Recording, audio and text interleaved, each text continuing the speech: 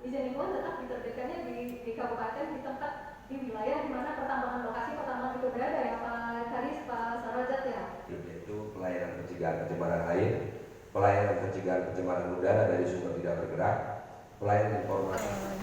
Jadi penelitian ini sebenarnya ada 2 kabupaten yang kita jadikan sebagai sampel penelitian, yaitu Kabupaten Tanah Bumbu dan Kabupaten Tabalong.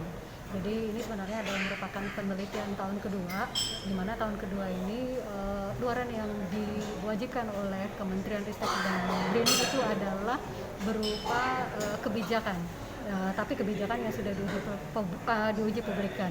Nah, rekomendasi yang kita sampaikan, yang kita ekspos pada hari ini sebenarnya sudah kita uji publikkan di Banjarmasin kemarin, di awal November kemarin, di pertengahan November kemarin sudah kita uji publikkan, dan hari ini adalah dalam bentuk ekspos karena Kabupaten Tanah Bumbu ini merupakan salah satu kabupaten yang menjadi sampel kami untuk mendukung data kuantitatif maupun data kualitatif yang menjadi dasar kajian kami di dalam regulasi pengawasan pengelolaan lingkungan hidup terhadap pertambangan batu bara ini.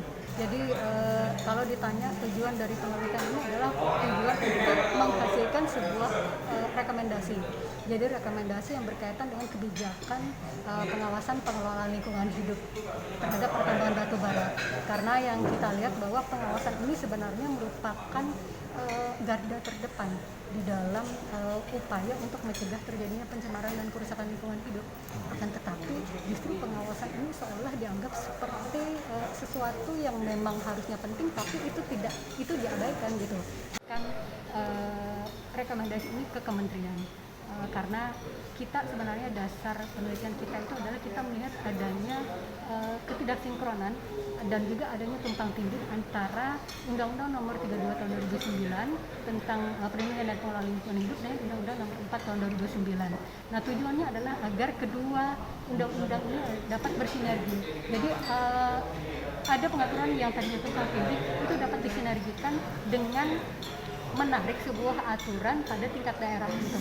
Jadi entah itu kita ambil contoh seperti Perda tadi sudah saya sampaikan, Perda di Jawa Barat yang mengatur secara sendiri gitu. Ada sebuah tindakan pengawasan dan penegakan hukum yang memang sifatnya itu ada sinergitas antara instansi sektoral. Jadi dari kesimpulannya itu ada beberapa. Yang pertama, peran serta masyarakat sangat minim karena pengetahuan masyarakat yang sangat minim, yang kemungkinan itu adalah kesalahan kami dalam hal sosialisasi maupun regulasi bahwa pelibatan masyarakat sangat minim.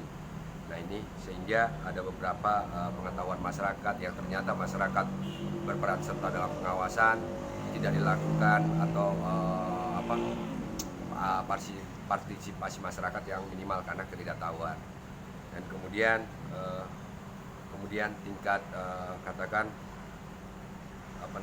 tingkat kepuasan masyarakat dengan adanya perusahaan tambang di daerah itu ternyata masih kecil sekali.